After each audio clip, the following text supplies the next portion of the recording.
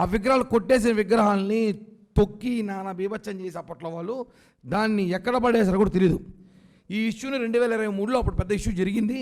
దీని మీద కరాటి కళ్యాణి అనే ఒక సినిమా యాక్టర్ లలిత్ కుమార్ అనే ఒక తిరుపతి స్థానికుడు కోర్టులో కేసేశారు. హైకోర్టులో 32 దేవతా విగ్రహాలను నాశనం చేశారు.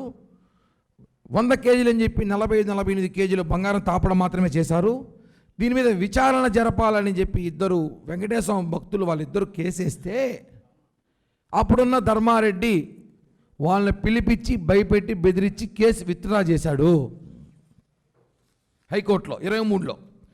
మళ్ళీ తిరుపతికి సంబంధించిన ఒక వెంకటేశ్వర భక్తుడు మళ్ళీ కోర్టులో పిటిషన్ వేశాడు. వేసినప్పుడు కోర్టు ఏమిచ్చిందంటే టీటీడీ పిలిచి అడిగింది, మీరు ఇలా విగ్రహాలు పగలగొట్టేసి కట్టారంట కదా అంటే లేదు అని చెప్పారు.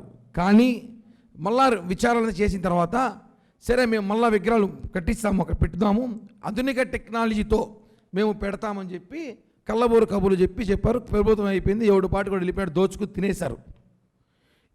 ఇప్పుడు లాజిక్ ఉంది. ఈ ఒక్క కాంట్రాక్ట్ ఇచ్చారు ఓకే, వర్క్ ఇచ్చారు ఓకే, 50 కేజీలు బంగారు బయటికి వెళ్ళబోతుంది. ఉదాహరణ కన్నా ఇప్పుడు మనం ఇంటికి పెయింట్ కొట్టాడు, పెయింట్ కాంట్రాక్ట్ ఇస్తాం, వాడికి 10 లీటర్ పెయింట్ ఇస్తాం. ఒకటి ఆడ కొట్టాలి లేదా ఆడ పెట్టాలి, రెండే లాజిక్. ఒకటి గోడ కొడతాడు లేదా కింద పెడతాడు. ఇతుకొని బాగుంటే ఏం చేయాలి, ఇంట్లో దొంగలు సహకరించాలి.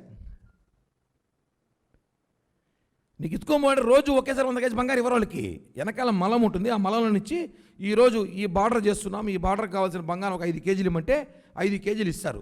వాడు చేసింది ఎంత, దాంట్లో 2 కేజీలే చేస్తాడు. మిగతా 3 కేజీ బంగారు ఆ రోజు షిఫ్ట్ అయిపోయింది.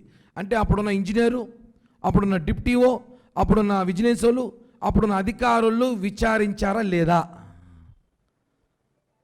ఇప్పుడు కోర్టుకి మనం మీరేమి ఇచ్చారు, కోర్టు ఆధునిక టెక్నాలజీతో ఎంక్వైరీ చేయండి ఎంత బంగారు ఉందో అనేసి చేయొచ్చు. ఇప్పుడు ఉన్న బంగారు ఎక్కడికి పోదు, మహా అయితే కరిగిపోతుంది, 100 కేజీలు కరిగిపోతే 2-3 కేజీలు కరిగిపోతుంది. మొత్తం 100 కేజీలు కరిగిపోదు, 50 కేజీలు కరిగిపోదు కదా.